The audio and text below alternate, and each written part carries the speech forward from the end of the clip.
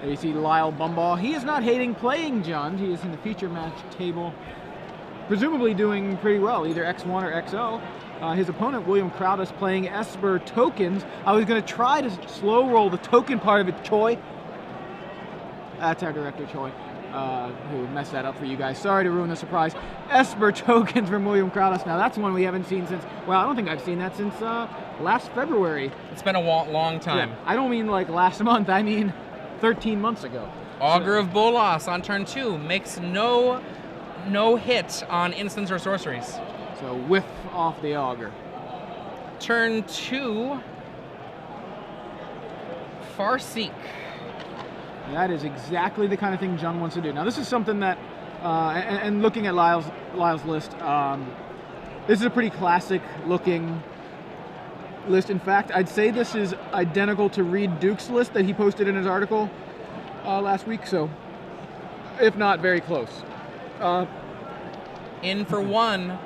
The thing about Jund is it's extremely powerful. The other thing about it is it's 3 colors and does not have the same ways of fixing its mana beyond Farseek that some of these 3-color blue decks have. So a lot of times what I've noticed is the Jund deck stalls because it can't find its spells. That's how Jund usually loses. Lingering Souls off of Isolated Chapel. Off of Vault of the Archangel. So now we've got 3 creatures in play. Lingering Souls hanging in the background. Huntmaster of the Fells from the other side. And yeah, what you're saying about just that access to color. Yeah. Right? Like, you keep in mind, like, you have Garrick, which costs 3 green. You have Mizzium Mortars that overload costs 3 red. Yep. You know, things like that. Not to mention access to cards like Dreadbore or Olivia Voldaren, which require regular use of red or black. Yeah. So a turn 2 Farseek is exactly what Lyle wanted. He got it and now has a turn 4 Huntmaster, but yeah, just 2 spells for Lyle. Now, William Crowdus' deck, it says Esper tokens. There are so many token-based cards in here. Lingering Souls, Midnight Haunting, Talrand Invocation, Sorin, Lord of Innistrad, and then Intangible Virtue and Favorable Winds.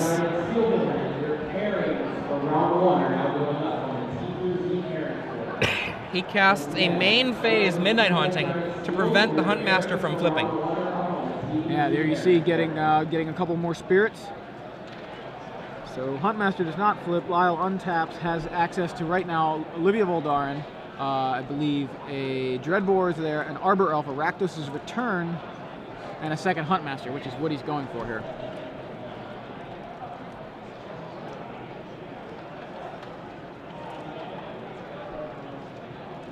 Double Huntmaster, double Wolf. William Crowdus. He is definitely also doing the, is there a miracle here? There are no miracles in his deck, but he is playing like there might be. I think it's a nice habit to be in. Really, I agree. Honestly, I noticed I do it automatically now, even when, because I'm in the habit of playing with miracles. Suddenly now I'm just looking for miracles when there's none in the deck. I don't think there's anything wrong with that. Oh, I'm not saying it. Yeah. Yeah, actually, it's something, everything's right with it, because you're presenting the possibility of miracles even if you don't have them. Now, I guess if you do have them, you're kind of giving it away if you're checking. Oh, boy. Bonfire of the Damned takes care of all of those tokens. Speaking of miracles. The Augur of Bolas. That is 6/1/1 Flying Spirits dead and an Augur of Bolas. Completely resetting William's side of the board while maintaining his own side. Speaking of miracles, right off the top, a Bonfire right on time. 3 main deck Bonfires in Lyle's list. And a Sorin will come down for William. Sorin's going to have quite the quite the battle here to he's gonna have a tough time defending against all these guys. You see the vampire finally appearing from our helpful helper there. See a Woodland Cemetery from Lyle, and he is going to well, I mean, if he okay, he's sending everybody in at William, so it looks like Vampire's going to jump in front of Huntmaster. 6 is going to connect, and of course William's going to gain 1. Rakdos. And Rakdos' Return. That's for the kill. Will end the game in Lyle's favor. And you see how powerful Jund is when it can cast its spells. Like, okay, I have a turn 2 Farseek, turn 3 nothing. And maybe he played Huntmaster on turn 3. But you know, then it's like Huntmaster, and Bonfire Rakdos return. Like, how many did he literally only play? 4 spells, 5 spells. His Farseek into Huntmaster, another Huntmaster, in Huntmaster, Bonfire, Rakdos returns. Yes, 5 spells. So all very powerful. William Crowdus' sideboard. It's not particularly exciting for this match. He has Supreme Verdict to reclaim the board after Lyle has taken it over, but that's not the game that he wants to be having happen. What he wants to have happen is he wants to be developing the board. It's very interesting. His sideboard has Supreme Verdict, Beckon Apparition, Tragic Slip, Azorius Charm, and Appetite for Brains. And honestly, I don't think that his board is particularly exciting against his opponent. It's his main deck that is the part that he's going to be probably working off here. I'm not sure what combination of Supreme Verdict and Appetite for Brains would be worth considering. Appetite for Brains takes out Garruk, takes out Thragtusk, takes out Huntmaster, takes out Olivia Voldaren. But the Supreme Verdicts, while they can return a board that was controlled by the opponent back to a neutral state, are not exciting in a token deck. On the other side, Lyle, of course, doesn't actually have a sideboard dedicated to dealing with Esper token strategies, because tokens are not typically part of the metagame. However, he does have some cards that he could use. An additional Bonfire would be the 4th one. Obviously, very good against William trying to just, you know, spew tokens all over the board. Bonfire or mass removal of any sort is pretty good. I don't think he wants to be trading 1 for 1 here. He's got, you know, Tragic Slip and 2 Pillar of Flames, but I don't really like those. He could potentially bring in something like Ground Seal, just because he has seen Lingering Souls, and it does draw a card. So I believe that works for Lingering Souls. Or does Ground Seal? The Ground Seal won't stop the Lingering Soul. Yeah. Okay. Yeah. In that case, yeah, I think that not bringing in Ground Seal. I think that there's reasonable reasons to bring in Duress. Yeah. To bring in Bonfire of the Damned, and he didn't really see much else besides a lot of spirit tokens. So the rest of it, he could presumably bring in Acidic Slime, because assuming that there may be Intangible Virtue after he saw all those that's tokens. Fair. That's the only other one I think of. So, for those of you who are just joining us, I'm Adrian Sullivan here with Joey Pasco, William Crowdus on the right, Lyle Bymbaugh on the left with Jund. William's deck, a very unusual token-based deck, Esper colors, running Lingering Souls, Midnight Haunting, Talrand Invocation, Sorin, Intangible Virtue, and Favorable Winds as its primary token enhancing and creating abilities. Yeah, I can see Lyle boarding out Liliana. Her sacrifice ability is lackluster. The discard is, well, it's symmetrical for one thing. Yeah, not great. Liliana and Murder stick out as not exciting cards in this matchup. Tragic Slip also sticks out as a not particularly exciting card. Yes, he's got some room in there to maybe bring in some more mass removal, as we mentioned, the Bonfire, potentially the Acidic Slimes, and the Duresses, as you mentioned. Looks like we're just about to get underway. Now, William actually was in a great position up until that Bonfire of the Damned made things just be changed entirely. I would not be surprised to see William make a different kind of set of plays. For example, rather than flashing back Lingering Souls on the previous turn, he could have cast Sorin and then used the minus ability to immediately make an emblem, and then gotten in a bit more damage, and then followed up after the Bonfire with Lingering Souls, and perhaps just a slight change to realize that, oh, there is Bonfire of the Damned in the mix. Yeah. And it looks like both of them are going back to Paris. Taking the Paris Mulligan, going to 6 cards. Esper tokens, I'm surprised really to see that. I'm trying to think if I've seen it ever since I think the first time we saw Esper tokens was when it was kind of like the obvious deck post. I'm drawing a blank as to the Dark Ascension. That's what I was looking for. Is it post Dark something? Okay, post the Dark. Yeah, it was along after with that. Ball too. Lightnings and stuff. Yeah, so post Dark Ascension is what I was looking for there. When you saw Sorin, you saw Lingering Souls printed. So it's like, hey, there's a black-white tokens kind of thing going on here, or maybe Esper tokens. That was kind of where people were thinking, but that didn't really pan out. And I feel like if we've seen it since then, it's been kind of a flash in the pan sort of thing. So, are these players XO or X1 as far as we know? We're going to find out. Either way, it's impressive that to be here in round 6 at X1 or XO. William Crowdus here, down the first game. And what he's looking to do here, essentially, is just get an aggressive start, get an intangible virtue or favorable wins in play, and then theoretically a bonfire shouldn't hurt him because he should always have enough tokens to recover with. And is William... Oh, it's another mulligan for William. Lyle seems to have kept his 6. And that's not where you want to be for William. He's down a game. Both of these guys are X1, by the way.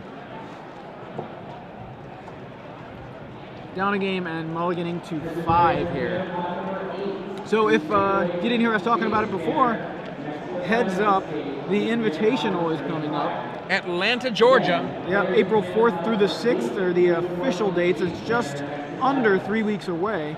Of course, this is the Open Series presenting or featuring the Invitational. So you don't have to be qualified for the Invitational. You can show up and actually just play in the Open Series events if you're not qualified for the Invitational.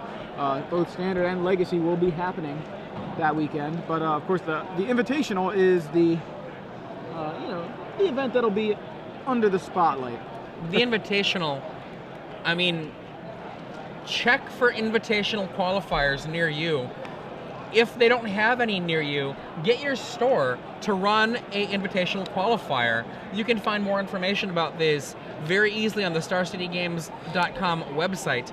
These are small events which the winner of will be invited to the Invitational. And the Invitational, I have to tell you, unless you are in the Magic World Cup, this is perhaps the highest expected value return for a tournament you can get.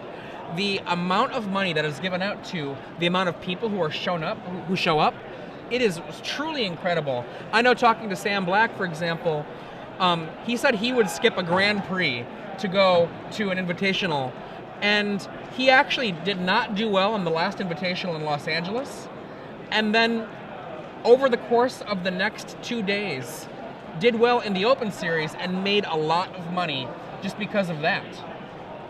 Yeah, it's quite a weekend, and we have these 4 times a year, so you'll want to, if you can make it to one, it's quite the weekend to be at. We've got a game now. William on the play has a turn 1 Glacial Fortress, turn 2 misses his land drop, and in fact misses untapping his Glacial Fortress.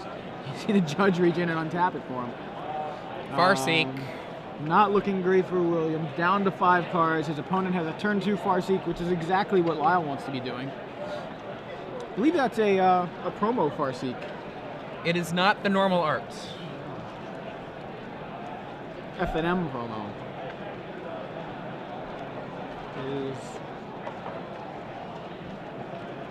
And William, no land. Wow. 24 land in his deck. 23 land hiding in there somewhere.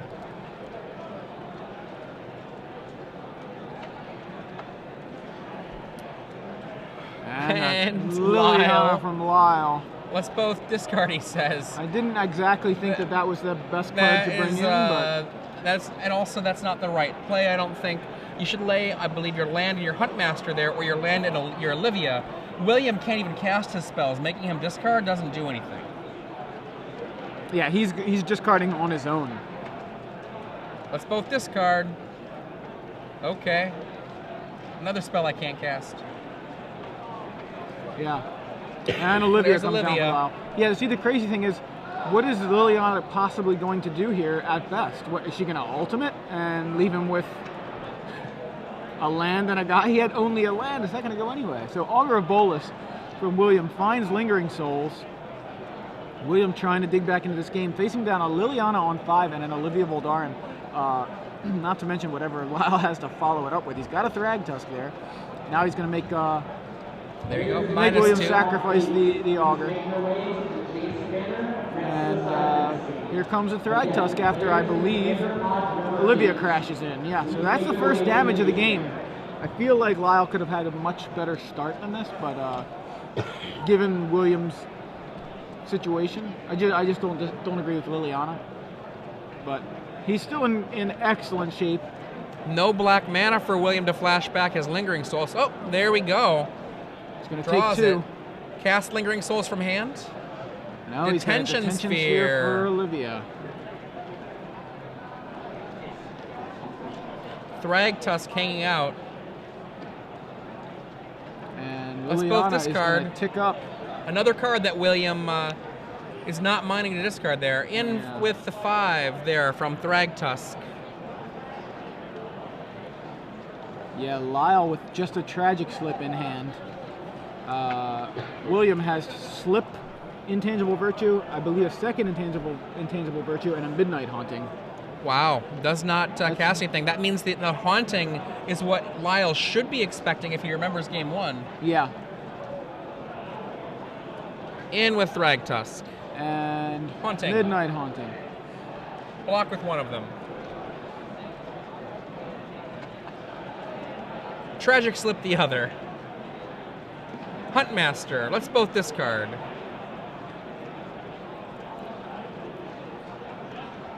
Lyle building up quite the board state. William digging back in here, or at least trying to. William at 10 life. Discards a Tragic Slip. Draws his card for the turn, finds his 4th land, and he looks like he's got an Intangible Virtue and a flashback Lingering Souls. Not a bad turn. And now he is really starting to mount some presence on the board. Lyle looking for the Bonfire on top, doesn't find it, but I believe he got a Mizium Mortars, which he's 1 mana off of casting for Overload. And now he's just going to go ahead and use it.